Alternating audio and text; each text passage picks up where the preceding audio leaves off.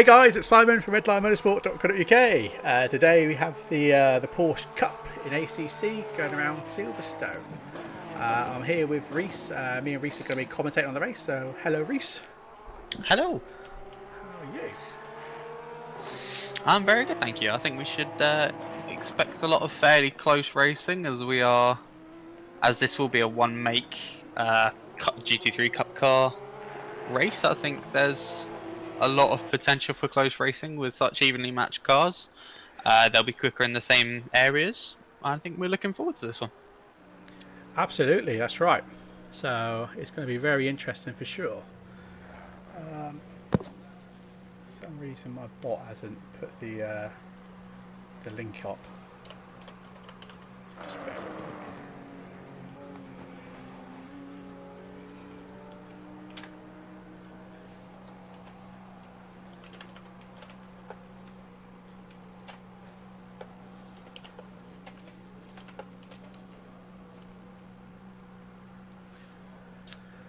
So just a quick look at the times. So at the moment, just 6 minutes of practice left. 18 guys are at the moment for the Porsche Cup. Samir is running the fastest lap time at the moment, just over 2 minutes, which is pretty good going. Just bear in mind.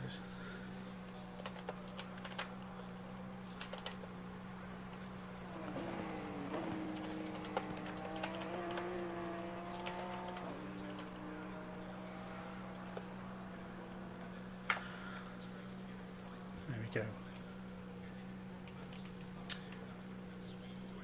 So what I'll do, I'll just jump into the race a second, just let the guys know.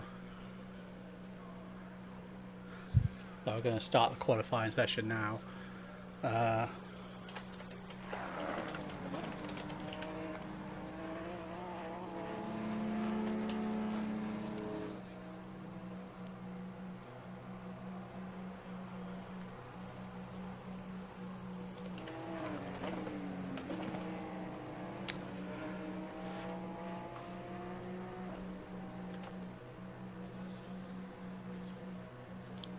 Say that. Yeah, sorry guys, just getting everything set up quickly. A bit of a rush. We've been busy creating a new website and new logos and stuff. As you can see, part of our new logo at the bottom left. So yeah, just going to try and catch up everything quickly. Ready for the stream to start, or the race to start.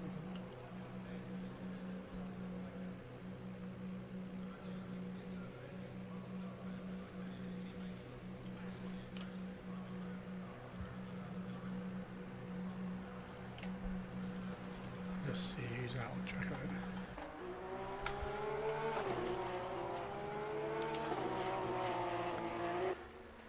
So yeah, how are you doing then, Reese? Anyway, what's you've got the iRacing race tomorrow, haven't you? Definitely. Redline Motorsport is taking part in the iRacing Spa 24 Hours. We're going to be running two cars, a Ferrari 488 and a BMW Z4 GT3.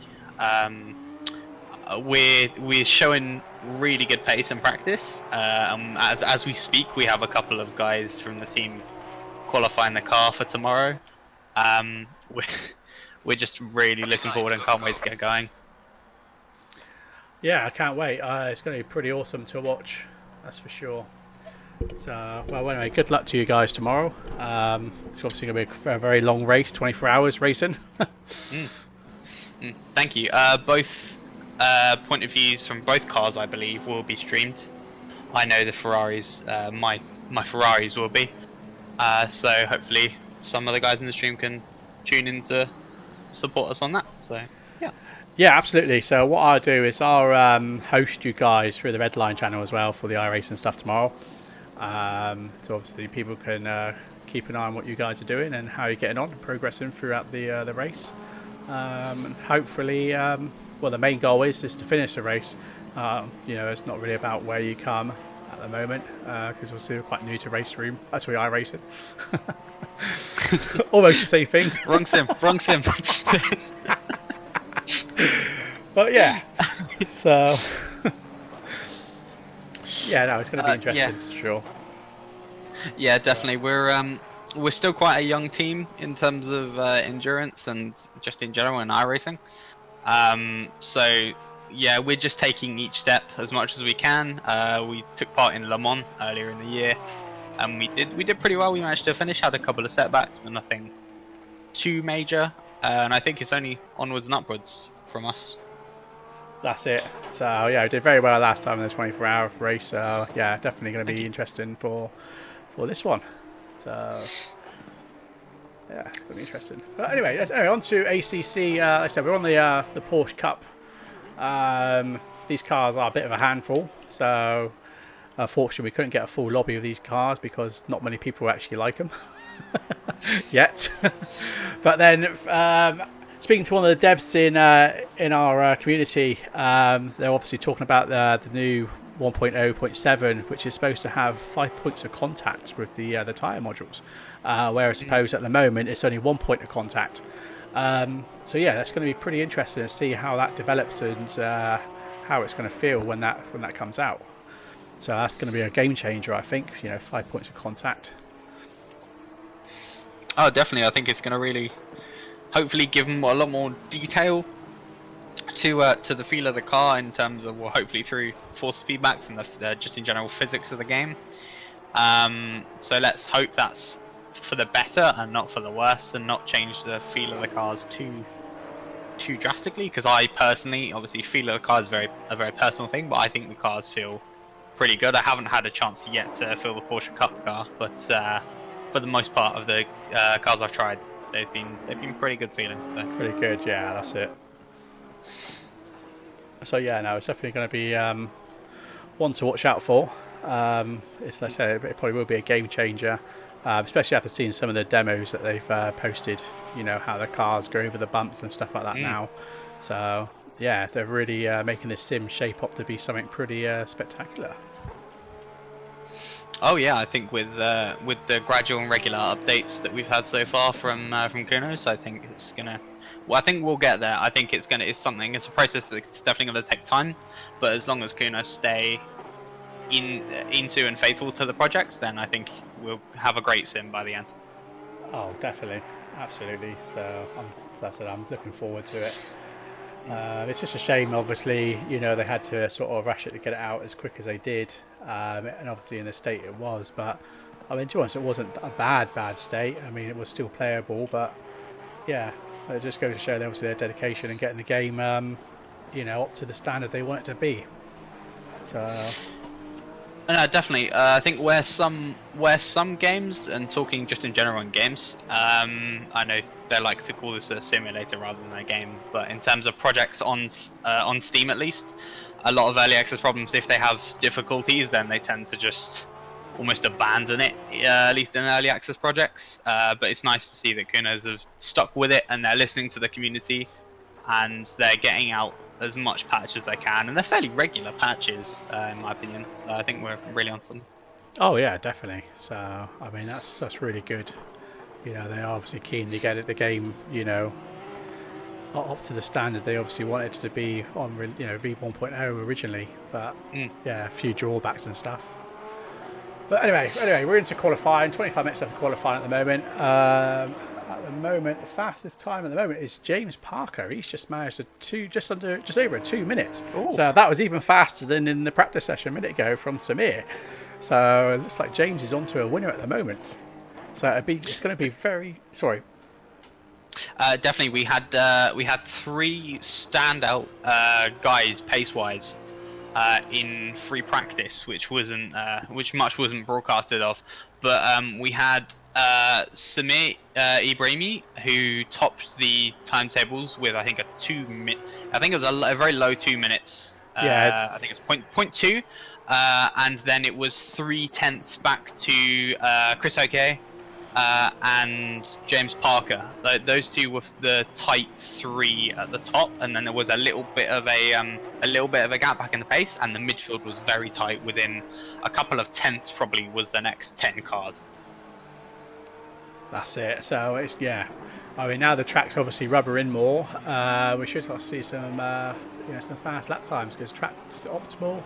temperature is at 33 degrees, which is quite surprising because I actually set the game for track temperatures to be around 22. So it's actually running a lot warmer than obviously I expected it to. Definitely. I think it might throw a bit of a spanner in the works for some people, but I think it's not too hot to the point where it will shred tires. But it might just be a tad on the hot side than some people would like it. We do have a short question in the Twitch chat, Simon. We have Otanaz3 saying, would it be much of a problem to move the last follower box to the bottom or make it smaller? Yeah, I can do that. I don't know if I actually do that right now. We'll have a look and we'll try to optimize that to make the best viewing experience for you guys. So thank you for the feedback. We'll definitely work on it, and if we can't during the stream, then we'll definitely focus on it after stream. Yeah, that's right.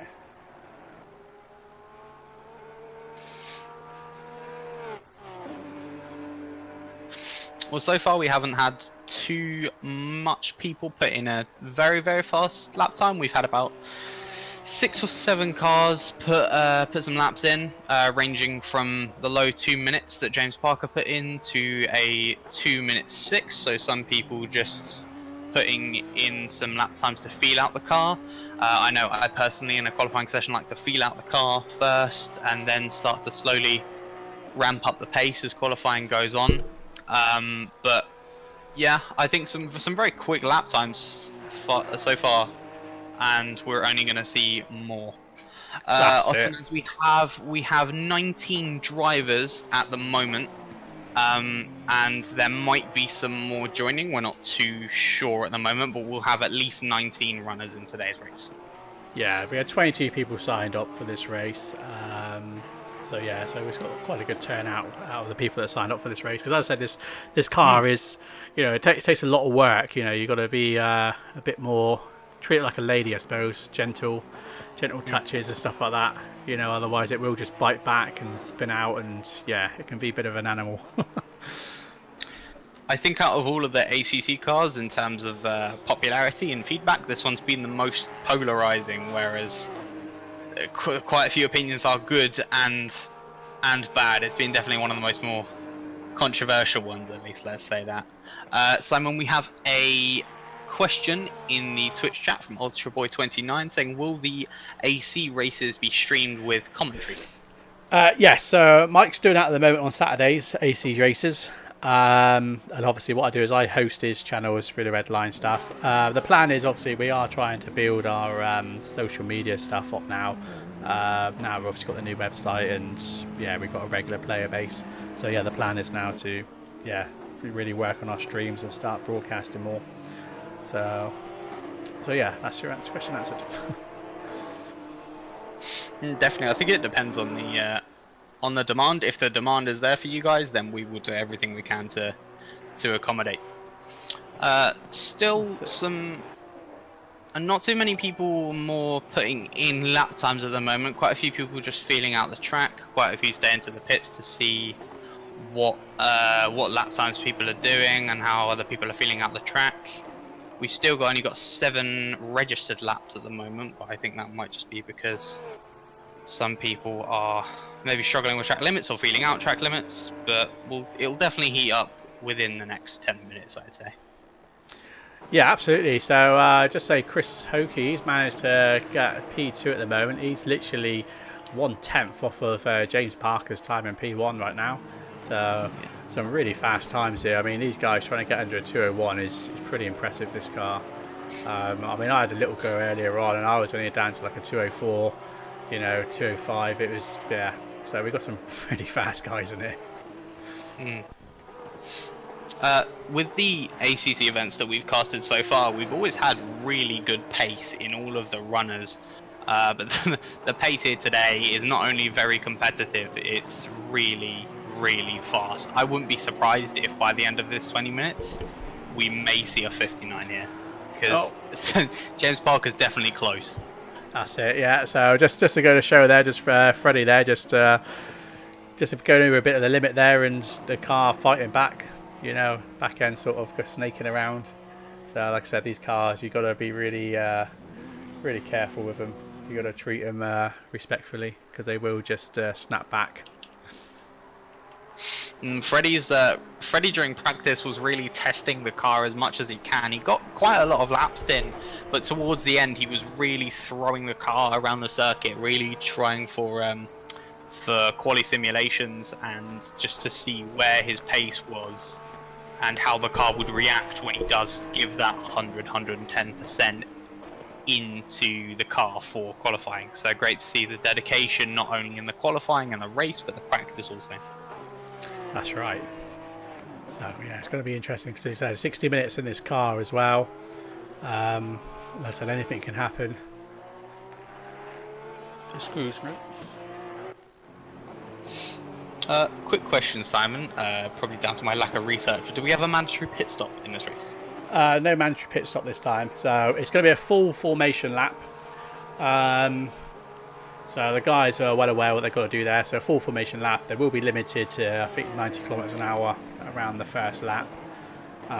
So they go into single file, which give them a chance to obviously warm up their tyres and brakes, so they can start weaving around. And then as they come around to the last corner, the leader should slow down, and as you go into double file, ready to, as you come to the start line, ready to start the race.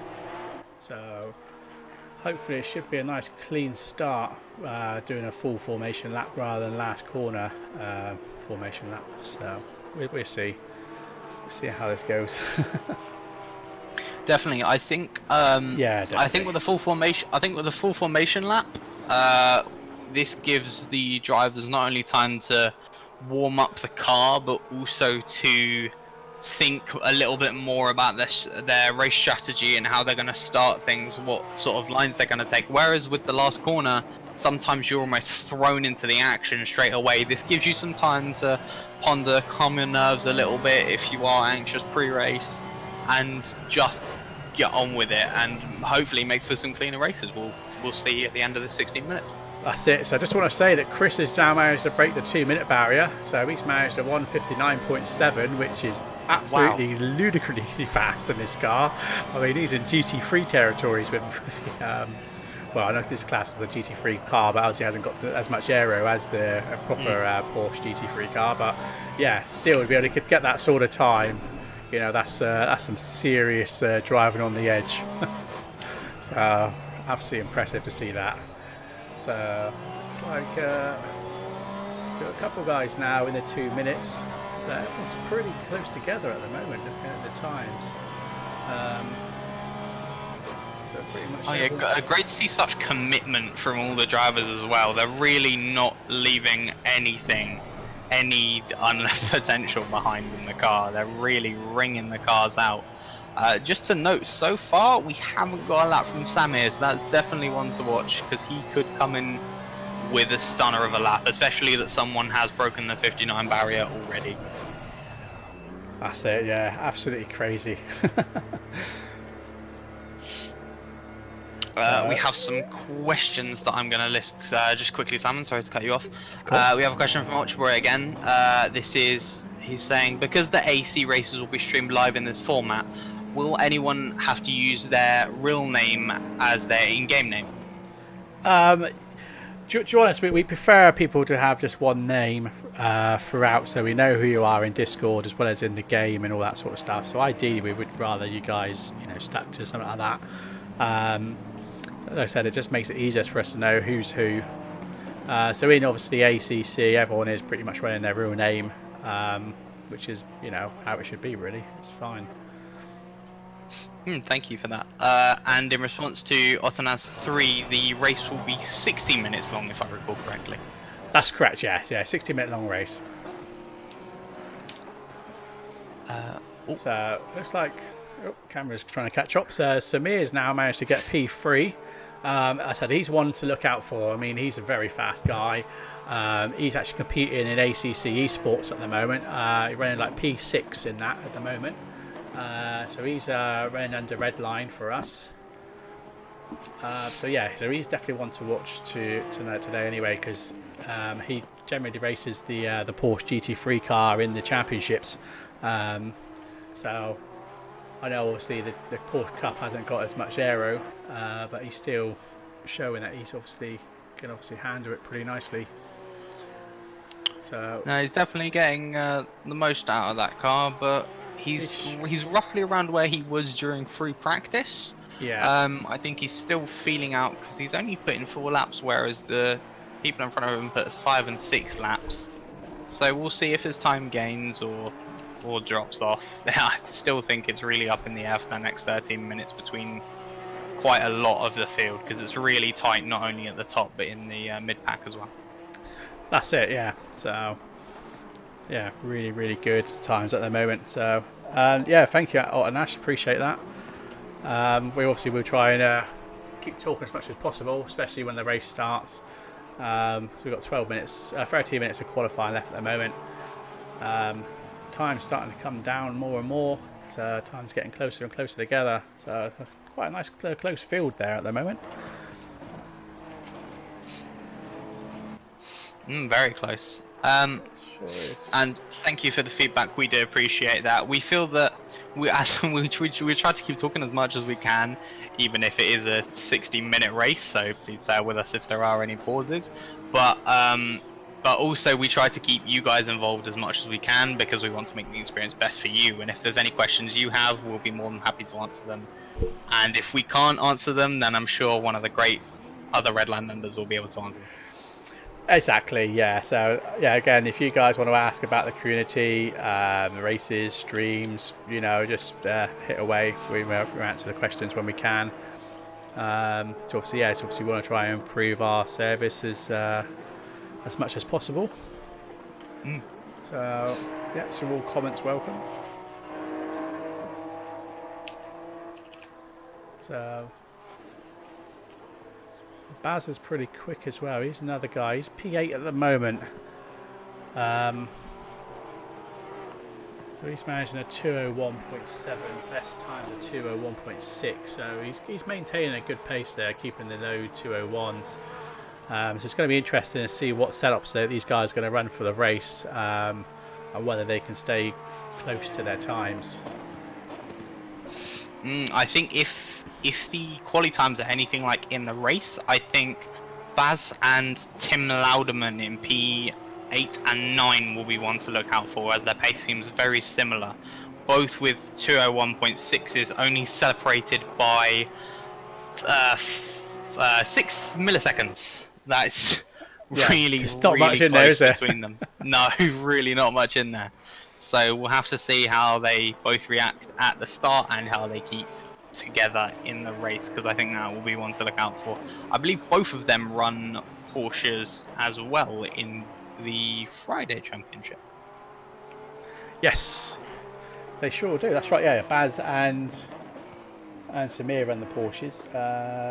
Tim Laderman, I'm not sure if he runs the Ferrari or not. I might get confused with another Tim, possibly. Because obviously we've got the...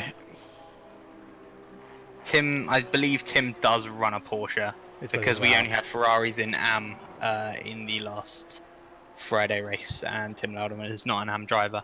I think it'll be interesting to see the people that run in the Porsche GT3Rs in the Friday and Wednesday championships, how this transitions and how this helps them in the Cup car races, because it's the same kind of dynamic with a rear engine car or rear mid-engine car, but this time with a little less aero, so a little bit more chance for oversteer into that entry of the corner, as the 911 does.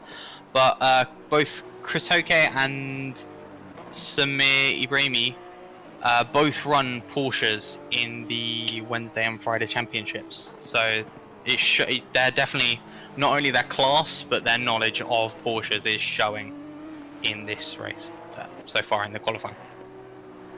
Absolutely. So it's going to be interesting to see, well, as I said, the start of the race. I mean, Samir is, in most of the races he's done so far, he seems to get usually near the top of the leaderboard, and then he seems to make a mistake or something first corner on the start of the race, and then literally for the whole race he's literally just playing catch up from the back of the pack, and he still manages to get a podium. So this is how quick this guy is. So it's just whether he just doesn't make a silly mistake at the start and can hold his position P3 or so for the minute, and hopefully put the pressure on the guys in front, and hopefully get his P1 that he deserves. I think with Samir it's a mix of luck that he's had in previous rounds, but also consistency as well. If he keeps consistent and tries to stay out of trouble to the best of his abilities, and he does have really good abilities with the car, then I believe he would be definitely in contention of a win today. Yeah, exactly. So we will see. So I'm just going to look a little bit further back the pack. So yeah, we've got a few guys running custom skins. Not many of them actually got me custom skins in time to, for the race. But yeah, it's nice to obviously have a few different skins rather than just the Belgium skin, because it'd be quite hard to try and see who's who when there's like 19 Belgium skins racing together.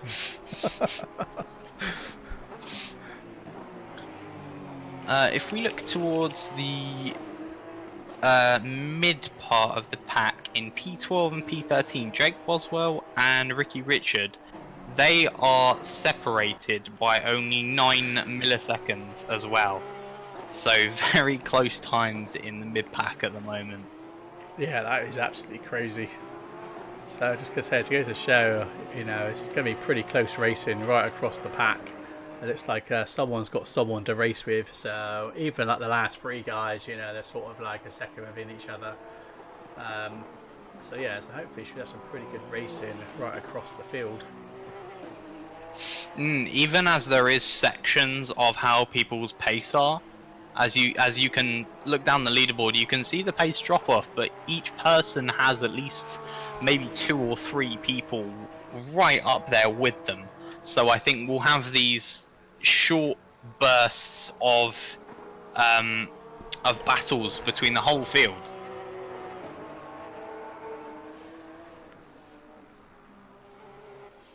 Excuse me, just eating a biscuit. So yeah, poor Jake there. He's Jake had a bit of a moment there with the Porsche. So again, I said you gotta take these cars.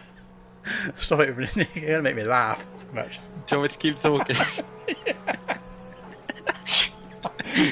Yeah. Anyway, as Simon was saying, Jake had a bit of a moment there. Nothing too major. Had a bit of a spin, came back to pits, but it shows how on the limit these guys are driving. He's straight back out as well. Kudos to him for keep going. Shows a bit of his confidence as well, as some people when they have a moment they might tend to shy away a little bit and keep away, but everyone's really giving it a go, which I really applaud them for just the confidence and everything to just keep going out there and keep going for the lap. That's it, keep pushing it, yeah. So oh dear, right, I finished my biscuit. I didn't expect you to stop so quickly. I had time to eat it before you slightly left the gaps. I did stop quite abruptly. It's okay. So, yeah, I just want to mention David Santos. He's quite a fast guy as well. He's running. He managed P1 in last Friday's race in the actual championship. So he's running P14 at the moment in the Porsche Cup. So obviously it's not his type of car. Whether he's not getting any luck with the setups or something, I'm not sure. But he should be interested. Hopefully he start to get used to the car and start to push, just get his times quicker. But just managed to get a quicker time then, a 2:02.5. So he's taken a few temps off his time there. I think this shows and almost backs up my theory of knowledge of rear-engine cars, because in the championship, in the ACC championship, David Santos runs in the Lexus, which is a front mid-engine car.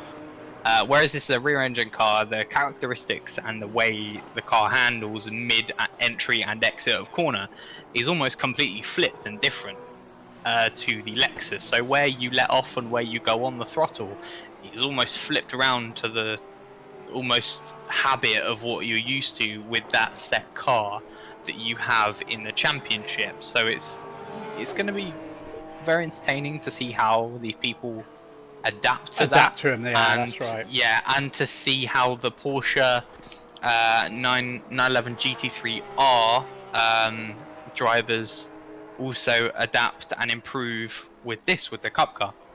So this will be very entertaining throughout the whole field, I think. It definitely will be, that's for sure. So it's definitely going to be a good one to watch. Because, let's say, the times between Chris and James here, P1, P2, and even Samir, 1/10 just off of P2. You know, we've got some pretty fast guys hit the top here. So it's going to be, could be anyone's race by the looks at these guys.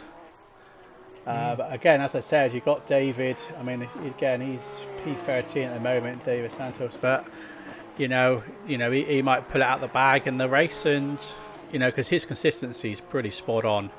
So if he can pull it off, you know, he's got a chance of grabbing a podium today as well.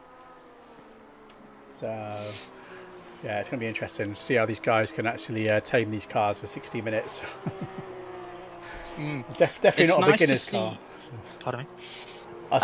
It's nice to see some of the drivers improving as well. Jack Boswell in 11th has extended his gap to the car behind by 4/10. He's gone from 2.6 down to the leader to a 2.4 with a 202.043. So it's nice to see all the drivers collectively improving as the qualifying session goes on. Track rubbers in. That's right, yeah. So like I said, track's optimal, temperature's 33 degrees. So hopefully we'll see in the race it's going to be about the same sort of conditions. Excuse me. So yeah, so we just got just under 2 minutes left. So it looks like everyone will be sort of finishing off their final lap now. But yeah, Chris to manage to get that under 2 minutes, that's just that's pretty insane. So pretty fast guy with this car. If there's ever a time that we see James and Samir have a response, it has to be now. Samir and James both set their times, their personal best times, fairly early in the session, and as they put the laps in, they haven't managed to improve it yet. So let's hope they can get their cars hooked up and at least get right up there with them and give them some competition. Yeah, it's going to be interesting. So there's literally just the final moments now of qualifying. So whether anyone's going to actually get... Oh, looks like Ben Hardy's made a big awful mistake there and sent him straight off the track. Samir's managed to get a lap in with, he's got 50 seconds to go and he just started a lap, but through Maggots and Beckett's he had a little bit of oversteer and had to catch it. We'll see if this does compromise his lap. The last few laps he's been doing, the last lap he did was a 2:04, so really not on the quali pace that he had earlier in the session, but we'll see if he gets it hooked up for this lap at least. Yeah, I don't think he'll be able to pull it off because the start line's near Woodcott's.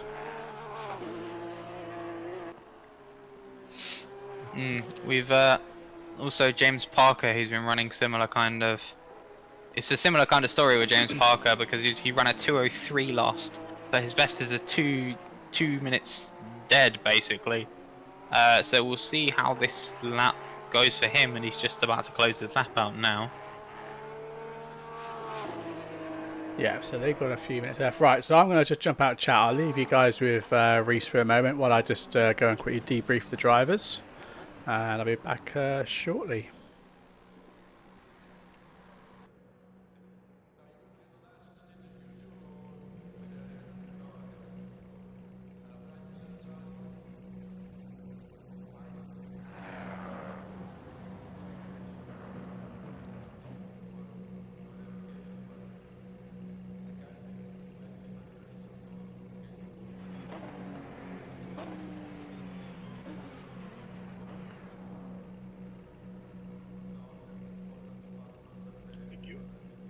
Thank you. Thanks, guys. Good luck.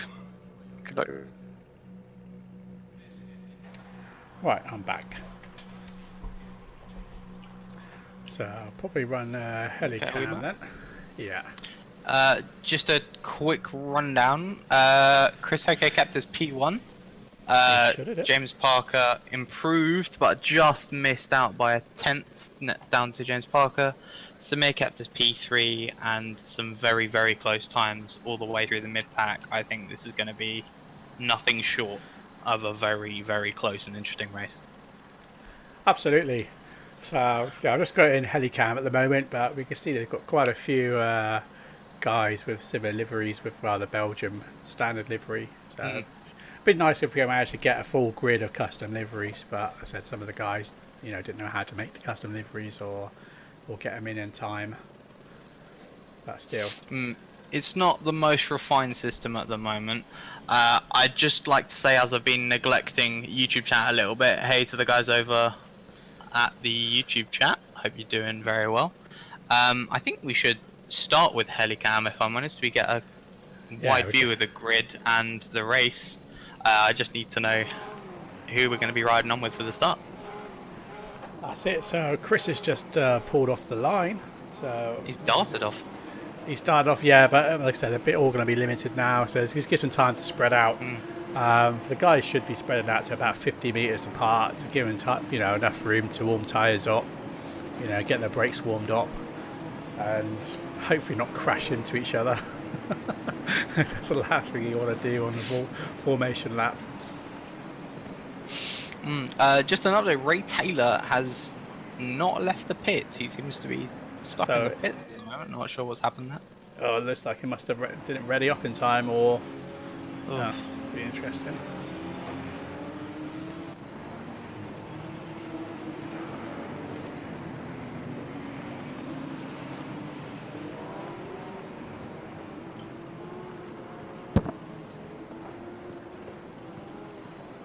So we've got a full formation lap. They're all a single file for the minute until they get around to the last corner, and then they get back into double file. And then Chris, who's in the pink car, he will then gradually build up to speed as he comes up to the start-finish line, and then basically it's down to him when he says go, and then the race should be starting. Then the race should be going. I really like the idea that Kuno's implemented the full formation lap. I think it's not only is it really good to see all the cars snaking their way down the hangar straight, but it's also a great way for the drivers to gather their thoughts before the race, as you're not thrown in from the last corner, and you get some time to think through the strategy, weigh up who you're racing, but in front and behind you, what to expect as much as you can, as much research you've done on them. And I think it's just overall a positive thing that Kunos has implemented, so well played, Kunos. Yeah, no, definitely. Definitely the way to go for sure. Hopefully a nice clean start. So good thing about Silverstone is nice wide track. T1 isn't as bad as Monza, so we should have a nice good getaway, really. Nice good clean start. So I will touch wood. Definitely, I'll touch wood as well to that. With Cops being the first corner, it's gonna be the only real potential for an incident is someone with a little bit too much commitment, and as this car doesn't have too much aero, a lot of understeer. So we'll pray for as little understeer as possible. That's it. So I said these guys, I mean Chris and James, they've been running a few practice sessions together over the week. So as I said, they've really got their settings dialed in. So it's going to be interesting to see how their settings are compared to their qualifying settings, and see what sort of pace they actually manage to maintain. There's also no doubt about it that they would have researched each other as well, how they drive, what lines they take. They're both smart. Pretty much all the grid really are really smart racers. They'll know what they're doing. That's it. Sorry, excuse the camera's being a bit jumpy at the moment. Just trying to keep an eye on the whole lineup. So it looks like Chris is just about to come out of the last corner, so everyone's starting to get into double file. Yep, we're all in double file now. Change of pace seems to start with a few people, but we've kept it clean so far. Let's hope to keep it clean for the first lap. Absolutely. So is it just about...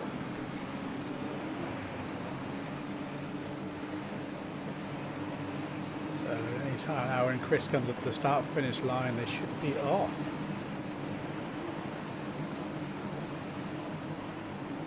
Green light, go, go, go. There we go, and we're off. Green.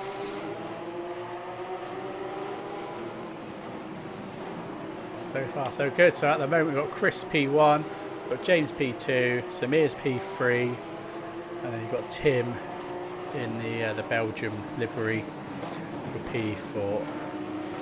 And I'm just checking now. It looks like, yeah, looks like The whole pack did make it through cops. Yeah, they sure did. Yeah, a little bit of contact by the looks of it from what I can see on the highlights, but it looks like just like minor bumping, so which is pretty good. So pretty clean start to the race so far. So looks like Chris has already got quite a bit of a gap already. At 0.4 seconds so far off of James, who's in P2.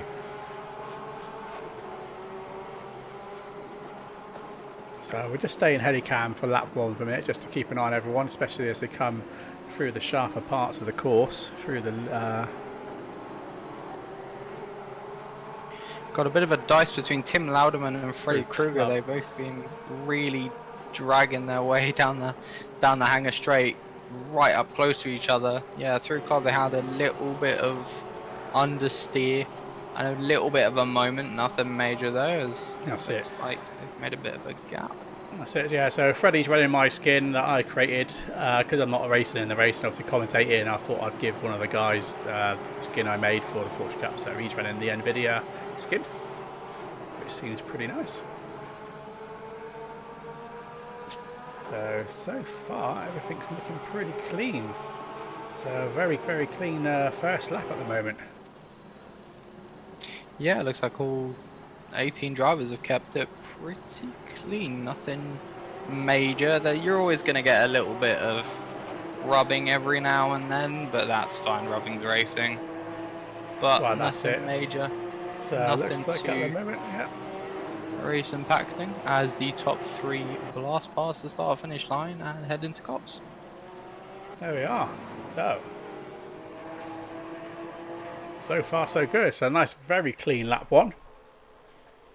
So as we can see, the front 3 runners have actually got quite a bit of distance off of P4 already. Definitely, I think we were expecting this to have these short groups of battles between 3 and 4 cars, as we knew the pace was, there was definitely a pace gap, but there was always someone racing someone. That's right, yeah.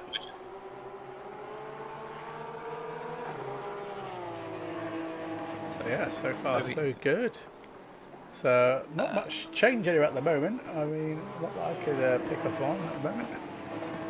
No, everyone keeping it pretty clean, not too many incidents as of yet. No, none at all. The groups at the moment are looking fairly clear. The top 3 seem to be completely storming away. Yeah. But there's also a 4-car battle for P4 between Fernando Sanchez, Tim Louderman, Freddy Krueger, Thiago Gouveia, and Yuri Turkia. So it looks like, Fernando's has managed to grab P4, off of Tim. That was running P4 a minute ago, is now P5. So it is starting to have a bit of change.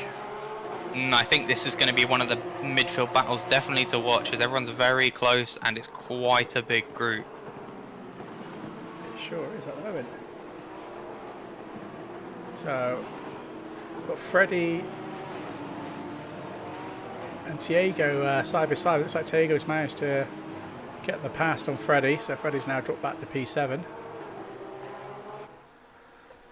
Just going back to the front runners here a moment. So we've got Chris, James and Samir all bunched up together. So as I said, these are very fast guys. Samir is in P3 at the moment. I said he's one of the esports drivers. So yeah, he's, I said, we've got some very fast guys in here. So at the moment, if if managing to get the best time at the moment, 2 minutes, just over 2 minutes that time, so almost close to their qualifying pace, which is pretty good to see. I think these three know that they're both all three good on paces. It looks like James might be able to move on here, as Chris had a not so great exit through Chapel, but manages to keep the position. I think these three know that they are a lot quicker than the rest of the pack, so they're giving racing room, or barely into club, barely enough room, but they are giving each other racing room to storm off themselves. So these guys, a little bit of respect for working together, but we definitely will see some battles between these three. Absolutely, yeah, they're looking pretty good racing here between these guys. So is James trying to go for the inside out move? No, didn't get on the power quick enough by the looks of it. Samir had a bit of a moment as well through Abbey, which set him back a little bit. He's lost about a second, but I wouldn't be surprised to see him back up there, especially if James and Chris fight. So the more these top three at least fight, the more that will push them back towards the mid-pack, which means more people fighting for contention for that podium. So I think there's a little bit of intelligence in here. Yeah, so we'll see who flinches first and who really goes for the move. That's it. So just keep an eye here. So at the moment, just with Baz and P50 at the moment, these guys are all pretty close. Quite a few guys close together at the back of the pack at the moment as well. So it's quite nice to see. Like I said, the field right across the field, everyone's all bunched up together, their own little packs. So which just keeping the racing nice and fun for them all, which is what we want. Definitely seems to be very inclusive, as we have the packs of 3, 4, 5 cars. As we got one of the 4, I think that's Nico. Yeah, Nico Nelias going off. Oh no, it wasn't. It was actually Baz. So Baz actually just went off to do. That's a shame. I think it might have been the lack of aero, falling into bad habits of a GT3 car, where you can keep it a lot more pinned through cops, whereas this car didn't have the aero and it just looked to switch round on him. That's it. So it looks like Samir's slowly closing that gap again, with James is in P2. I think that's definitely part of not only the good pace from Samir, but both James and Chris fighting quite a lot. Chris has to drive defensive now, taking a very defensive line, and James James just made a big mistake. Oh, what a shame. Oh, just pushed the car a bit too hard there, did he? Just trying to try and get that corner quicker, to try and catch Chris and take the podium off him, but yeah, pushed too hard over the limit, and that's the price you pay, unfortunately.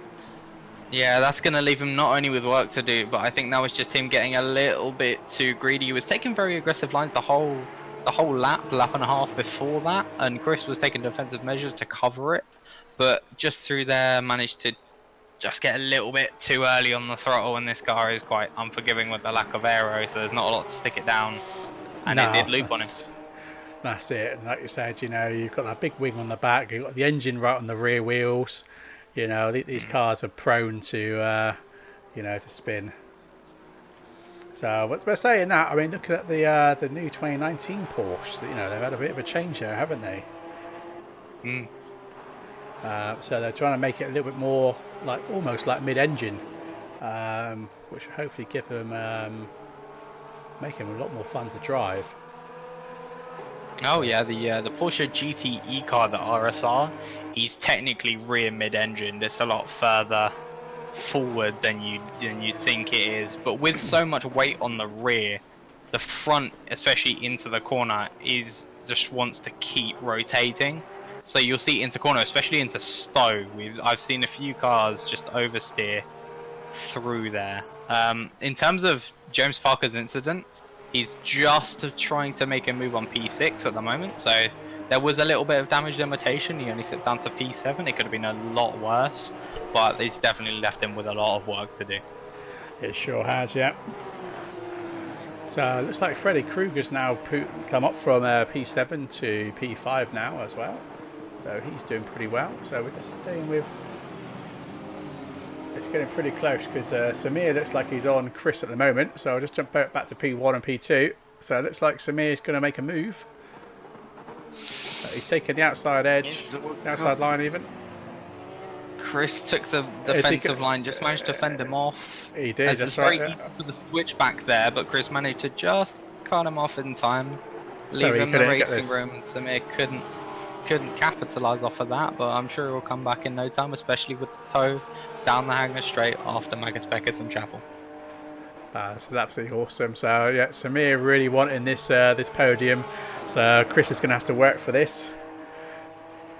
So he's going to obviously have to... Sorry. He's going to have to be quite wary of the lack of grip through Magus and Beckett's where you would have on a clear track, but I think he's used to that, and he's going to get the toe providing he gets a good exit, and he does, and he's closing up 10th by 10th on Chris. We'll see if he can capitalise off this toe. He tries to step out, Chris goes defensive, manages to cover off the line. We'll see if Samir can get him around the outside of Stowe. Just not enough grip on the outside line for him to capitalise that as he drops back. See if maybe you can get him into club. We'll see. But he's a little bit too far back. I think he's got to recalculate for it just a second and then get back on it when he can. He's definitely not giving up on the potential of getting that P1 off of Chris. Chris is really going to have to work to keep it.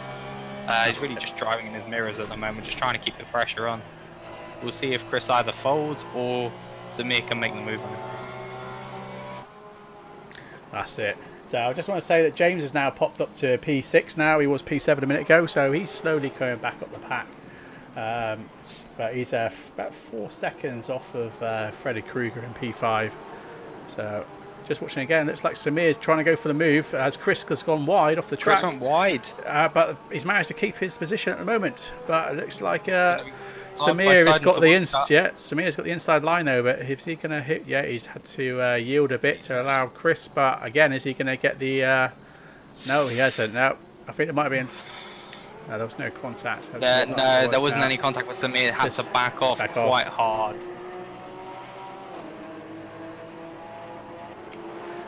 So just going back to P3 at the moment. There's so you got Fernando's and Tiago, who are pretty close to get at the moment. So they're battling out as well. Let's head back to Baz as well. Baz is quite close with another Tiago. We've got two Tiagos in here. We've got two Fernandos. That's going to get confusing. Baz seems to have made up for his mistake into Cops earlier in the race, which put him flat last, but he's managed to make up to P15. It seems he does have the pace, and he's going to be pulling away from Thiago Lapa. We'll see, providing he can shake the toe, of course. That's it. So not much going on, but it looks like just head back to P1 again. It looks like Chris and Samir are at it again.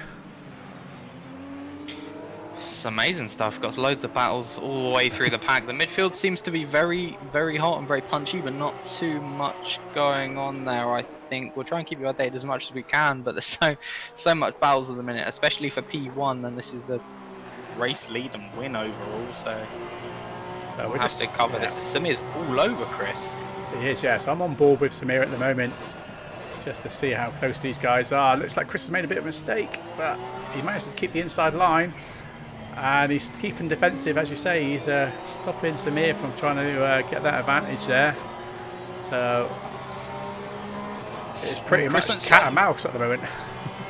Definitely, Chris went slightly wide into Village, but as it goes straight into the loop, it didn't harm him too much, as he could keep the defensive line, which causes Samir to back off. But Samir, through these sort of mid-low speed corners like Brooklands and Lufford, seems to be closing up a little bit, and obviously with the help of the toe down the hanger straight and the approach to Magus and Beckett, it's definitely going to help him. So Chris driving very well defensively so far. Let's see if he can keep it up, soak up all the pressure that he can. and hold on to this lead. That's right.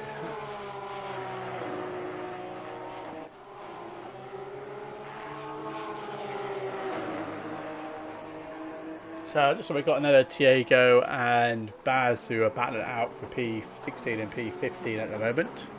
So these guys are running quite close together. Looks like more of the mid-pack has started to spread out a bit now, about 5 seconds between each car. It seems Thiago Lap has managed to keep on just as he got a little bit of oversteer through Luffield. In the recent laps, he seems to be holding on to Baz, I think mainly through the toe, and he's just managing to cling on, but no change of position as of yet. That's it. It's just like Ray Taylor's just jumped in chat, said he's a bit annoyed that he's stuck in the pits. So I don't know what happened there, mate. Please let us know what happened. Could you not? You didn't get DQ'd or anything, did you, during the qualifying? The midfield seems to have separated a little bit by roughly 1 to 2 seconds. Midfield speaking from P5 to roughly P11, 12. But we still have these groups in terms of Emmanuel, Angelo now in P14. We have battle for P14 now between Emmanuel, Baz and Thiago. Baz takes the inside line into club, which causes Emmanuel to back off actually, and he might lose this 2 places now to Thiago Lapper as well. This may be disastrous for Emmanuel. He manages to hold on to 1 place but loses P14 ultimately. So again, that's near the back of the pack there, so they're doing pretty well. So keeping on. So yeah, got Diego, another Diego in P4 and Fernando's in P3. This will get confusing. Not at all. Because we've got another Fernando's in P9 and another Diego in P16. So yeah, it's going to be fun to watch. Thiago's been all over the back of Fernando so far, but no positional changes. Just a lot of pressure applying, a lot of driving in the mirrors. We'll see as it looks like the pressure's finally hit him on Fernando, but he's managed to cover him off. Maybe I think he'll. Yeah, I think Thiago might just get this position. Yeah, there's a bit of a mistake there with Fernando's in P3 and Diego. They're going side by side up the hangar straight. So they're coming side by side through Stowe. Oh. It looks like Diego's managed to get the position now, but club chicane, we'll see. Yeah, it looks like Diego's managed to get P3 there off of Fernando's. Yeah, just managed to hold on into Vale. Vale's usually where if someone gets you into Stowe, you usually make your way into Vale and try and get that position back when manages to hold on. In my opinion, because of track limits, I think Fernando should have. I was just going to say, just loops it. That's it, yeah. So as I say, Freddie's closing the gap there now on Fernando's, but it looks like he's really driving that car hard. So I don't know how the tyres are going to cope with that. I think Chris's tyres were. I think Chris has made a big mistake as Chris is now P2 and Samir's got a 4.5 second gap on Chris now for P1. Chris managed to loop it, ironically, I think, out of the loop. So I think the rear tyres were screaming a little bit, trying to get the most out of the exits of all the corners, and the pressure ultimately and trying to made him fold. Yeah, exactly. So he didn't lose too much time. We've got a 2.7 second gap from P1 Samir down to Chris, and there's a 3 second gap back to Thiago. And Freddie with the battle for P3. Freddie's managed to make up quite a bit of time on the 2. We'll see if he can continue to capitalise on that. That's right, yeah. So just a quick look at Ray's chat here.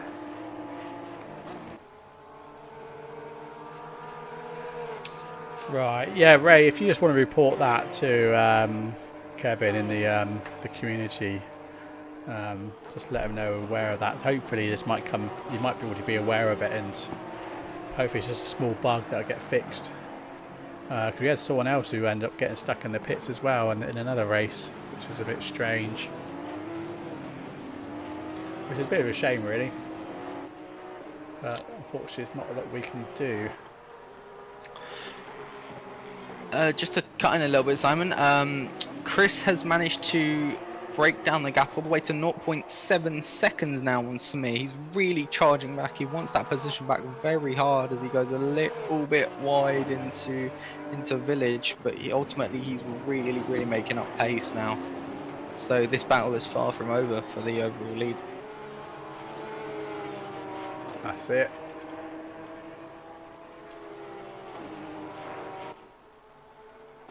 So David Santos, he's now P7. So again, you know, he's another one that hopefully he can get himself up near the podiums. Because his consistency, like I said, in the championships was pretty solid and consistent all the way through. So it's just a case of he's just hoping that other people will make mistakes, having battles and stuff to slow him down, and hopefully he'll take advantage of that as he's got a bit of a clear gap at the moment. An update on James Parker. He did qualify second, but a slight mistake looping it around. I think it was through cops. Means he was set back all the way to P7, P8. He's managed to fight his way back up to P6, but without a tow to help him, as he's out of Freddie's range, who's in P5. He can't benefit from that at the moment, and it looks like he's got him a little bit stuck in no man's land. He's slowly but surely making up pace on Freddie, but all in that time, the gap to Chris and Samir is just running away from him, so he's got to really get his foot down now as much as he can, trying to make some overtakes. Otherwise it's going to be an overall net loss for him this tonight. That's it. But I just want to say, you know, we're 22 minutes in and there's been no accidents at all. You know, it's just literally been a case of, I mean, no car-to-car accidents. I mean, just literally a case of people just making silly little mistakes, you know, pushing a little bit too hard in places, you know, and obviously losing control. But yeah, generally this has been a pretty clean race. Just to butt in, we had an issue with Tim Lauderman. I caught it fairly late. He was in the gravel trap somewhere in the circuit, I believe it was. It might have been on the end of, I believe it was through Magus and Beckett's. He was in the gravel trap and lost quite a few places. So we're unsure what happened, but that's sent him right down the pack back to P16. Yeah, like I said, these cars, you know, you just got to drive them, you know, treat it like a woman, you know, just be gentle with it, feather the throttle, you know, don't just start smashing the throttle down, because, you know, it's just going to fight back, you know, bite back, and yeah, you're going to just lose a lot of time as the car will just like to spin out. We've got a battle for P9 at the moment between Fernando Silva and Yuri Turkia, as they were both side by side. Fernando was ahead into Brooklands, but it looks like a late diving move means that the number 22 car is ahead now, but they're both very close. Fernando wisely decides to back out through cops, just get that grip back a little bit, and hopefully make a move down the hangar straight into Stowe. Yeah, it's pretty awesome, isn't it? So, I mean, just look at the times again. I mean, everyone's around the 2s, 201s, 202 sort of times, you know, so they're pretty much on pace to what they were in their qualifying, you know, which is pretty insane. Now, all drivers are really ragging their cars around this circuit at the moment. Not any unspent potential left in their driving ability and the car. It's nice to see such small concentrations of battles throughout the whole field. It's really nice to see. The mid pack seems to be close, but just out of tow range, but still is very fierce. That's it. So it looks like we've got someone has dropped out. It looks like Ricky Richards has actually dropped out now. So looks like we're down to 17 cars at the moment. It's a shame to see. Just an update on James Parker as well. He's managed to claw back some some time in his fight back to the top of the grid. He's within roughly half a second now to Freddie as Freddie goes wide into Brooklands. Actually, we'll see if he can get him maybe down through Cops. He might have to wait through Maggots and Beckett, so this might mean that his opportunity may come into Stowe or potentially down the Hanger Straight, provided no incidents occur. So this might really be one to watch in the near future, as James showed in qualifying. He had the pace, qualified P2, actually breaking the 2-minute barrier, but sadly not getting it enough to beat Chris Oke's time. That's it. So yeah, I'm still on board with James at the moment, just to see what's happening, because at the moment Freddie's managed to keep in his gap, but he's a bit slower through Beckett as they come up through Hanger Straight here. James is definitely making the most of all of the track limits as Freddie goes relatively defensive, but tries to keep the racing line as much as he can, but seems to be going wide, perhaps maybe due to pressure. We'll see how they react into the Vale chicane, or where's a popular overtaking spot. It sure is, yeah, and the place James where many accidents happen. holds. Yeah, as Freddie just hits the sausage curve, so unsettles his car and sends it a bit wide, but yeah, he's definitely feeling the pressure from James behind. Definitely Freddie. See if he's ballsy enough to make a move to Abbey. There is potential. Is it now? He had to yield. Wisely leaves it. Don't blame him, be honest. Great stuff. Perhaps dive into the village or maybe even the loop, but this might see the battle go down into Brooklands as James was a lot quicker and much later on the brakes than Freddie into Brooklands. That's what's originally been closing the gap. Yeah. So unfortunately, it looks like Freddie's got a bit of faster exit there. And that might prolong the battle a little bit. Freddie seems to have made up time in terms of to P3 and 4 between Tiago and Fernando, but I think that's largely down to them two fighting and Freddie just trying to be opportunistic with as much time as he can, as the pace does seems a little bit slower when the two in front aren't fighting. And with James's top 3 pace that he showed in qualifying, I think it's only a matter of time before he reels it in. Now we've still got 33 minutes left of the race, and we've had so much action so far. Definitely. So we say these guys, they're pretty close. Just P1, P2, Samir and Chris. There's about 3 seconds gap between them at the moment. So nothing exciting going on at the front there. So it looks like most of it's happening here between P5 and P6. So, yeah, Freddie went quite wide out of Chapel, which means James will be there on the racing line, potential to go through the outside. There wasn't much grip on the outside as shown earlier. We'll see if he can get it done. Yeah, looks like James as Freddie might have very it. defensive line. He's going to go down into Vale. We'll see who can break the latest and who can hold on to that position. Freddie's breaking slightly later, but because of the inside line, James seems to have taken it. Just prolonged it a little bit, but with Freddie just clipping the grass, I think that's put him out of. Yeah, just took him out and then just lost the position there. But yeah, no, well fought by James anyway. You know, kept his cool. So that was a pretty nice, clean overtake there. Really good. Well fought. You can see Freddie almost in the background, sliding the car quite a bit. Really, just trying to drive as much as he can. He seemed to have. The pressure seems to have gotten him a little bit. He was overdriving the car quite a bit as the gap came down to James Parker, but I think that was only a matter of time. But still well fought, nice clean racing, nice heads up racing from both of them. So yeah, just to answer a question here from Flighters in chat, he didn't actually drop out, the game crashed on him. Yeah, I think you said before you had a bit of bad weather, didn't you, over in the US, and you had problems with your internet, so maybe it's just that. Because generally there's this, you know, the build is actually quite stable with ACC at the moment, so I'd probably just put it down to your connection at the moment. Update on P1 and 2. Samir's really flexed his pace and extended the gap up to roughly 4 seconds as it ebbs and flows. Chris is really driving the car as hard as he can. A couple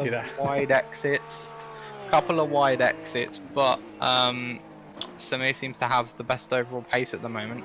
In terms of last laps, Samir's last lap was a 2 minutes .3 and Chris's was a 2 minutes 1.7, so 1.7 seconds faster last lap alone for Samir, so really showing his pace. Nice. So it looks like the field's sort of spread out a bit more now, is it? Usually people are about 1 second or so plus gap between them. So it looks like at the moment it's just Fernando's and Diego in P3 and P4 at the moment that are quite close together. So we just stay with these guys at the moment. As you can see, James in P5 just in the distance there off Fernando's. Fernando's been holding on most of the race actually to Thiago, but I think a little bit of a moment caused him to lose that place. We are halfway through. The gap is now down to 1.3 seconds roughly as it ebbs and flows at the moment. But Thiago's really sort of, oh, we've had a moment for Fernando actually. He's just looped it around the entry. That's going to send him down quite a bit, down to P6. However, he may lose P6 as well to David Santos as he's on the straight with a lot more speed, and that gap closes right down. That's a bit of a shame, but no, James has managed to get to P4, so yeah, James is getting his positions back, but looks like Fernando's is struggling with his car there. Yeah, Fernando's so still really struggling. Had a lot of grip issues through Brooklands and Luffield, mid and entry to corner, just really struggling with it at the moment, and this may open an opportunity for David Santos to sneak into P6 here. We'll see how this unfolds. This plans out, yeah. So yeah, we'll stay with these guys for the moment. Because as I said, David's his consistency is pretty good. So he's sort of maintaining an average of about 202 lap. So yeah, his consistency should hopefully get him P6. In terms of James Parker's race stats, really helped him because that's one less person to overtake, and now he's only 3 seconds away from a podium, so this could be quite the useful recovery drive for James. He's still 12 and 15 seconds away respectively to P2 and P1, so that's going to be quite a lot of time he'd have to gain, or some moments to occur between those two. But P3 is definitely in sight. Absolutely. So just looking at their lap time, Samir's fastest lap at the moment is a 2 minutes .3. Chris is a 2 minutes .6. Diego is a 2:01.4, and James is 2 minutes .7. So there's about 4 tenths between James and Samir for the top for the fastest laps at the moment. So it's doable, but again, I think he just needs to hope that Diego makes a big mistake and he can claw that back and get that podium. Yeah, Thiago seems to be about a tenth slower roughly. Actually more than that, as the last laps respectively were a 2.4 and a 2:01.4, so about a second a lap quicker for James, providing he keeps it on track, and the consistency bodes well for him because it was a consistency issue and driver error that set him back in the first place. So as much as he is driving hard, he has to keep driving hard and keep it safe, keep it on the track, and he will gain time through his pace. He definitely has top 3 pace, there's no doubt about it, but that issue that he had earlier in the race may have cost him the race win here today. Nice. So I'm just on with Jake and Baz at the moment. They're fighting at the moment, close together. These two were very close in qualifying. They're separated by, I believe, only 9 milliseconds. Both very close, pace-wise. So this should be quite the battle to look up to. Baz originally had a incident earlier in the race which saw him down in P18 at the time, so Baz has done really well to step his way up. It's actually my bad, my apologies. It's actually Jake Boswell and Fernando Silva.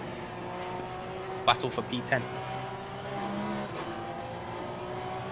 Nice, that's right. Yeah, it is. Yeah, it's Fernandez. That's right. Yeah, for P10. Quite difficult with these liveries. I apologise. Yeah, it's a shame they didn't put a couple more in, just rather than just the one livery in there. But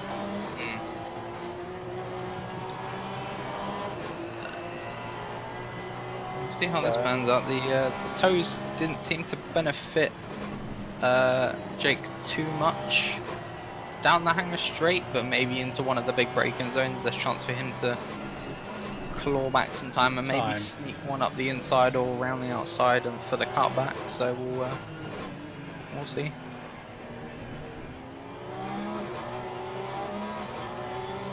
I don't know, it's just me, but it looks like Fernando's might have a bit of damage. It looks like his rear bumper's bouncing about a little bit. Possibly. So Samir's still 5 points on the time stage, right? So it's about 4.5 seconds off of Chris, who's in P2. So gained a nice gap there. So we've got a bit of just an update on the battle for P10 at the moment. Jake got a pretty good run out of Woodcut, but because of the Stowe corner means he couldn't do too much with it. Maggots and Megget's overtake would be quite risky. He thinks better of it. We'll see if this continues down to the hanger straight and maybe into Stowe, but it all depends on the exit of Chapel. So just to say, there's a bit of a battle as well going on between Fernandes and David, P7, P6 at the moment, as they've been doing that sort of loop back. So there's battles everywhere at the moment. There is, yeah, it's sort of got interested again. If you stay on with the battle of P6, I will keep you guys updated on the battle for P10. Yeah, no worries. So I'll just jump on board with David for a minute and just see where he's going to be gaining time to on Fernando's, who's P6 in front. So just to say that Reese is actually looking at another Fernando's who's in P10 with Jake's in P11. So hopefully we won't get you guys confused with which Fernando we're talking about. And just to clarify, Simon's watching the battle for P6 and I'm watching the battle for P10, in which Baz in P12 has also joined the battle, as Jake gets very feisty into the loop, but no position changes as of yet. Quite a poor exit for Jake means that Baz has got the run on him, and we might have an overtake into Brooklands right now. This three-way battle for P10.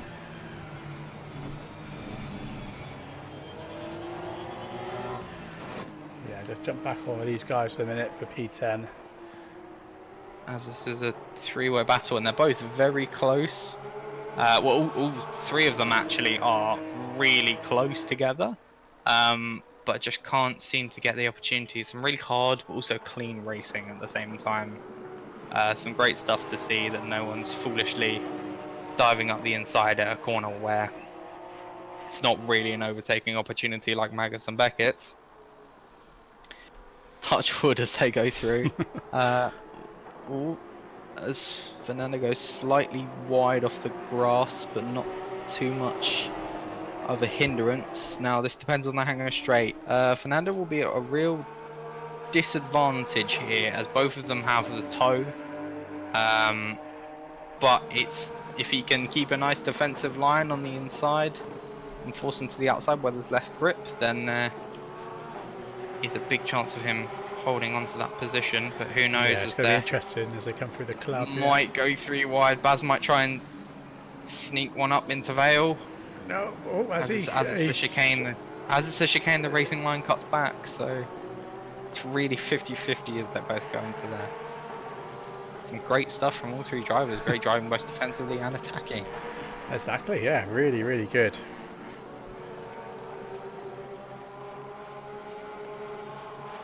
So I'll just jump on board with Freddie a sec. He seems to be pretty close with Fernando's in P5 now. Looks like Was that lag, or I don't know what that was then? I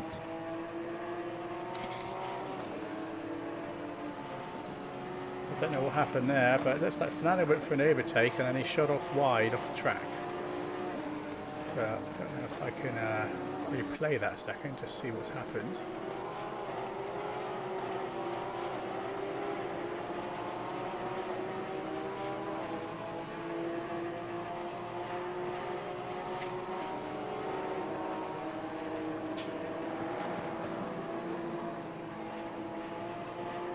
Update on P10, battle for P10. All drivers are very close. All of them are driving in each other's mirrors, but no change of position just yet. If you'll excuse me for 1 second, I may have to fix a technical issue. No worries. So we're just there on board with Jake for the minute, who's middle of these three at the moment.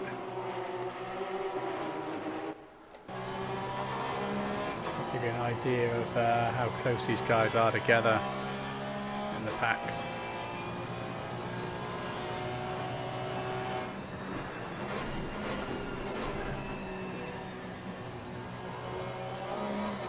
So not much happening at the moment. Baz is trying to close the doors there, coming up closer against. Well, looks like he might have actually be able to make the move there.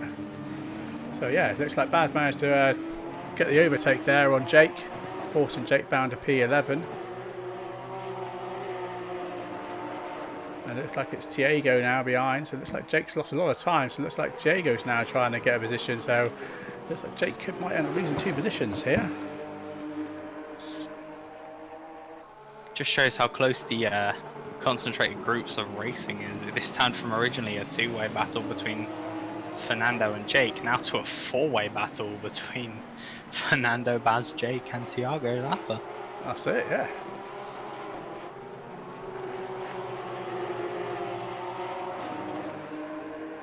So it's pretty nice to see, actually. Nice to see them all bunched up together like this, you know, battling out, because it could be anyone's chance here. It looks like Diego tried to make a quick move there, but did he manage to get it off of Jake? Looks like he didn't.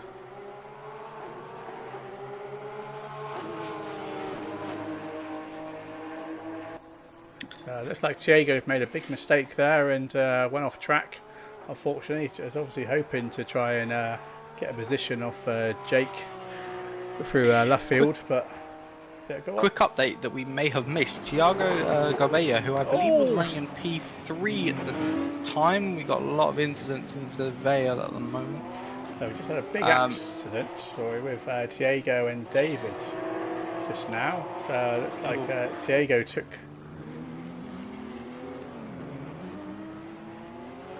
There's big contact there through club.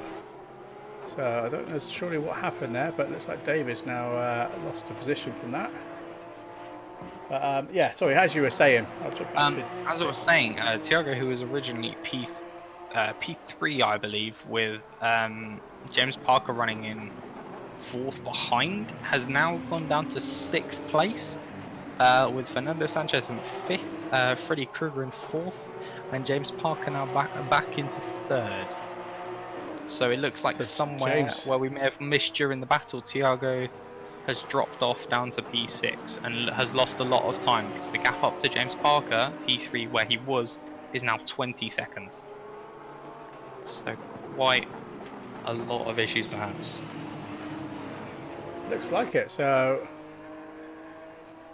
it's a shame we missed that battle there between James and Freddie, because that was quite fun to watch earlier. But we managed to catch some other footage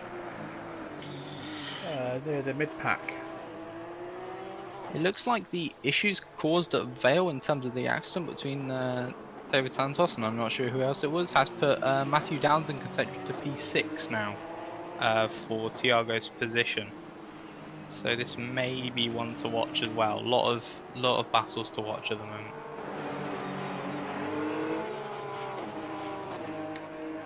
That's it. So at the moment, it looks like it's just Jake and Baz at the moment. They are pretty close together right now. Saying that, looks like Chris and Samir. Chris has managed to believe that to be right. Yeah, it looks like Chris has managed to close that gap again on Samir now, so there's only 1 second between them. Just over 1 second. Just jump back to P6, P7 here with Diego and Matthews.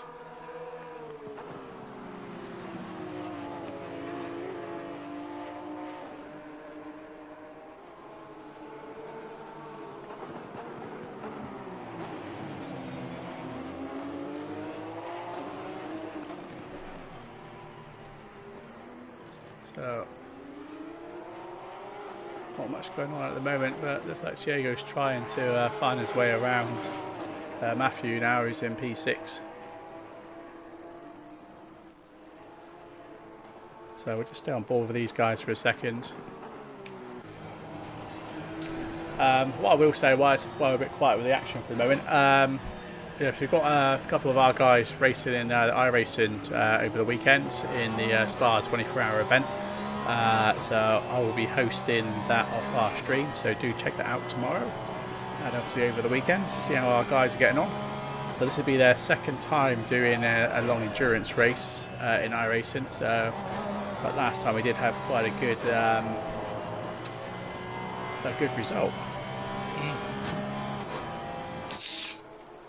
No, our second time doing a 24-hour race, and I believe our fourth endurance race being over 6 hours.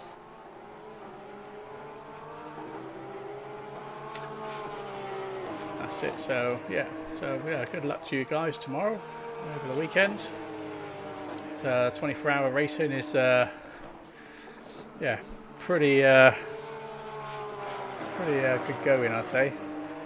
Especially as yeah, most quite people. Tough on everyone. Exactly, I imagine. Well, even an hour of sim racing, you know, in VR as well, you know, you could end up in a bit of a sweat pool. So only 24 hours of you guys all together. That's gonna be pretty epic. It's pretty hefty, but it's a lot of fun when you do cross that line after 24 hours of really hard racing. Anyway, back to the battle for P6 now. Tiago is really hungry to get that position back and moves steps to the side. See if he can get it done.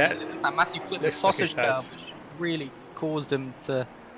There was a bit of time there, but he's a lot of time into village.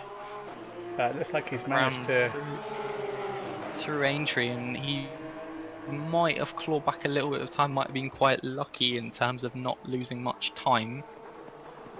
But it's lost him a position overall, really. So that sausage cab that really caught him out and just popped him up and lost him that much time. That's it, yeah. Oh, a bit of a moment there as well. That's what I was saying, you know, these cars, you just got to be gentle on that throttle and just, you know, so treat it like a lady. This car really wants to rotate. You can see that in the body language of almost all of the cars. They just really want to rotate through them medium low speed corners on exit. That's it. So just looking over James, who's in P3 at the moment. He's about 7-8 seconds off of when the times get right. Well, that's telling me he's 12 seconds. So he's about 12 seconds off of P2 with Chris. Samir has now managed to open that gap again from 1 second to a 3-second lead. So, but overall, I mean, you still got the three guys in, you know, who started off in the podiums, you know, getting the podiums P1 to P2, P3 in the qualifying, you know, and they're still there in the race. But obviously, the only difference is where Samir was obviously P3 in the qualifying, he's now P1. So, yeah, really good to watch. We've got Freddie here, P4. So he's doing pretty well. So he's obviously really getting his car down to grips. It's great to see Samir really hooking it up with the consistency and staying out of trouble, because ultimately it has got him into P1. James had some issues himself with looping the car, and same thing with Chris. And just by Samir staying out of trouble, who's built himself up roughly 9-10 second lead, which is huge just by keeping it consistent and on the track. Really great to see that the fruits of his effort is really coming out now. That's it. So just stay with Diego, but I'll just jump back to. So we've got Jake Boswell and Yuri in P8. The Gyri even, I don't know how you pronounce it. These guys are pretty close together at the moment.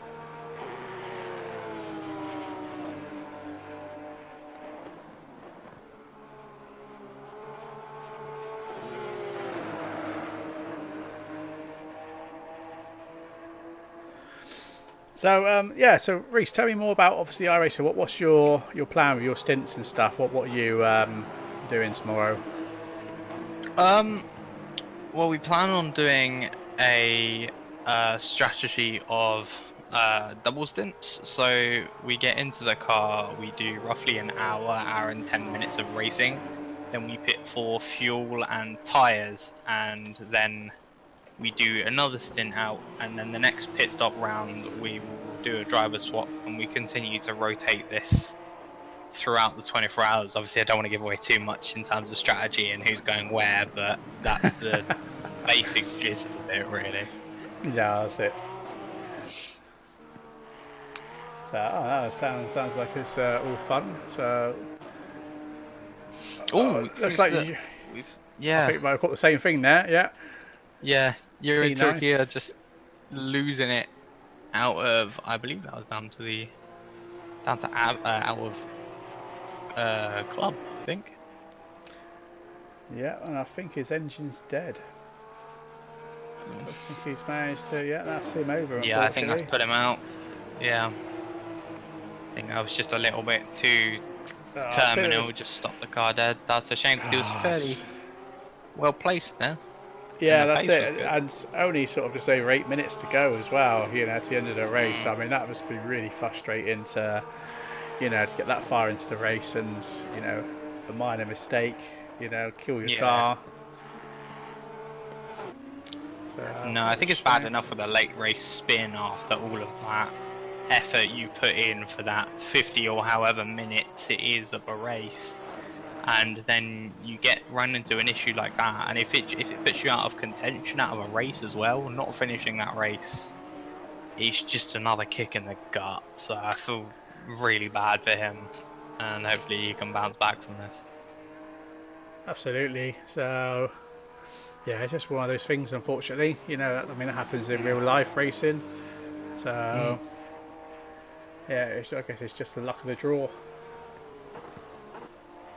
Definitely. Not some fairly complacent gaps at the moment. 1.5 second plus gaps. The closest gap we have at the moment is between Thiago Gobert and Matthew Downs. That's been within a second, but Matthew's had some mistakes going wide as well at club again.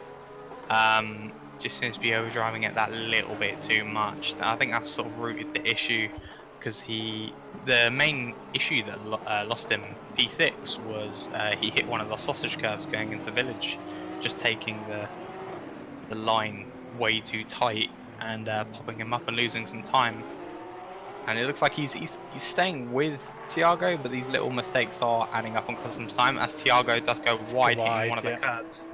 This may play into Matthew's hands, but I don't think he's going to be too close to put on a move. But this is definitely, it's half the gap at least. Yeah, so Yori's in chat there. He just says so disappointed. Yeah, sorry to hear that, mate. You know, we actually caught that where you went into the wall there and killed the car. Unfortunately, you know, a bit of a shame.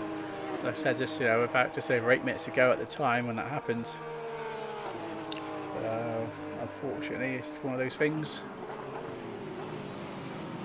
I think given the body language of these cars the whole race, they do seem very twitchy in medium and low speed corners. Yeah, definitely. And they just seem to be just the slightest thing. Well, you've got no TC or anything on these cars. No. So that's what I mean, you've got to take it so things. Yeah, it's just one of those things, isn't it? You know, you're trying to push the car, you know, more and more each lap as you get sort of comfortable with it, and you know, you push a little bit too hard one more time, and you know, ends up making a big mistake, unfortunately. I think given the temperament of the car, you can't be aggressive with how you use it. I think you have to be very accurate and precise with all your inputs, and that's where the pace is. I know at least in iRacing with our GT3 car that we're running for the Spa 24 hours tomorrow, it's a very similar concept where you have to be very precise, and overdriving the car just causes the car to really lose itself. So you can't, as much as you can try to put more effort into things like steering and throttle, but that will only lose you time. It's about having patience, waiting for the nose to get in, and being progressive on the throttle, because any kind of eagerness can really bite you, as it's sadly shown in quite a few people's races today. That's it, yeah. So just watching Matthew here, and he's really trying to come in aggressively there as he comes into left the field there, and loses a bit of time as he's trying to gain time on Diego for P6. It seems he's reeling him in through the entry and the toe into a corner, but I think it's the eagerness to get through. So the mid corner and exit corner is really costing him because of his eagerness. So he's got to be careful the car doesn't switch ends on him. That's it. So I'm just in P12 at the moment with the other Diego there. He's putting pressure on Fernando's as he managed to take the inside line. Got him into buttons. He did, sure did, yeah.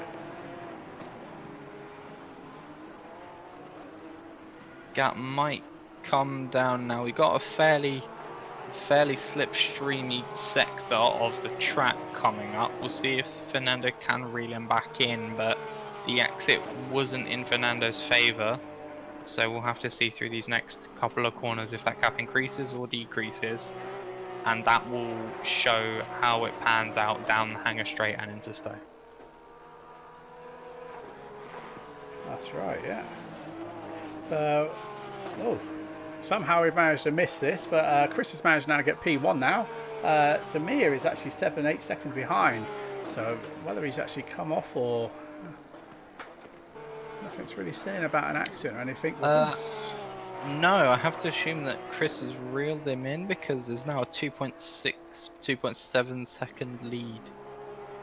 So there might have been some issues with consistency perhaps, or I have to review that at a later time perhaps, but yeah, because that's I mean, Chris is back up into P1. Whatever's happened with Samir has cost him, and it's cost him a lot of time. He was roughly exactly 5, 6 and you're probably looking at what they've got 2 laps left now to the end of the race. So yeah, it's I mean, it's a bit of a shame really. I mean, but to be honest, they've both been fighting hard for that P1. You know, so it is, I guess it's fair to any of them to either one to manage to get P1 because they both put up a good fight for it. No, definitely. Whoever finishes P1 definitely earns it, because these two have been absolutely slogging it out over the course of the race. It looks like roughly Samir lost about 10 seconds, as he's 3 seconds behind. And he did have a roughly 5 second lead, and a quick spin cost you anywhere between 8 and 10 seconds. So there might be some piecing together, I'm not sure, but that's how it seems at the moment as Chris goes to entry in P1.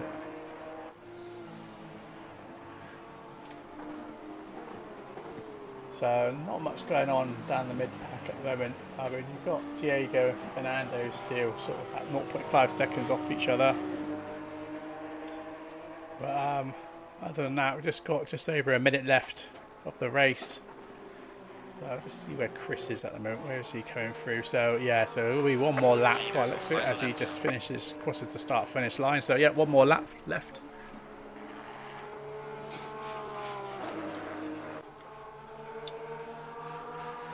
think if there's any time that Samir needs to reel him in, it's now. He's got about 2/10 on him, 2 or 3/10 through the opening sector, but I'm not sure if it's going to be enough over the course of the lap. We'll have to see, but this is really, any kind of mistake between either of them can really cost them the win right now. This lap is vital for both drivers.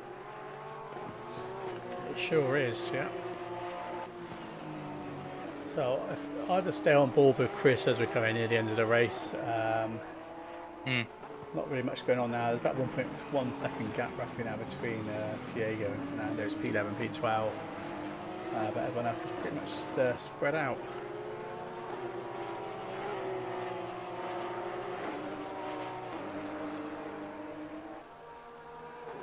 So Chris is approaching one of the back markers there. This may play vitally depending on how he yields. There's a 1.6, 1.7 second gap back to Samir, but if he gets caught up with him, that may cost him. I don't think it's cost him too much time. No, he's managed to go through that. It's cost him a couple of tenths though, but we are headed towards the end of the lap, so that might have just saved him a little bit there.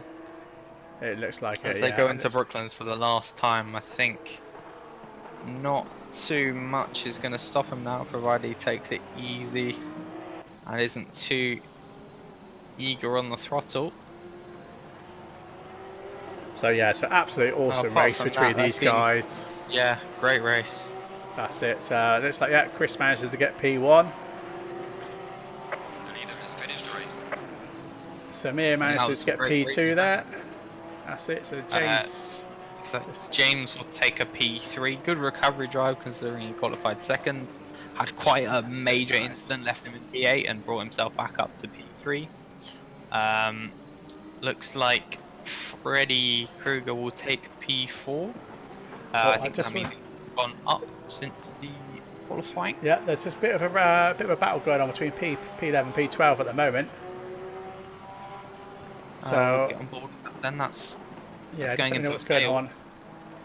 That's going into Vale. Fernando Silva's ahead of Thiago Lapa, but this is very close. There's only 2 3 tenths covering them, so this could be really close. We've got some popular overtaking spots in Village Loop and Brooklands Luffield, so we'll see how this pans out at the moment. Fernando seems to be controlling, taking the defensive line. Thiago really driving in his mirrors now. Just trying the aggressive line, and it looks like Fernando's looped it. Fernando's looped it and let him through. Thiago takes P11. Thiago takes P11. Absolutely awesome, so yeah. Fernando just lost it there. And that really cost him. It sure did. So yeah, absolutely awesome race throughout, really. You know, some pretty awesome battles right across the board. So yeah, really interesting to see. Anyway, well, thanks for watching, guys. So I will be streaming more ACC stuff. We will be starting to do more sort of live commentary on our races. And obviously, yeah, so the more we sort of work on our Twitch channels and YouTube channels with the live broadcasts and stuff, the plan is to obviously make our channels grow more and yeah, get more of you guys involved with us. But anyway, yeah, don't forget to please obviously follow, like and subscribe either on Twitch or YouTube. And again, yeah, thanks for watching, guys, and we'll see you again soon. Thank you very much. Thank you. Cheers.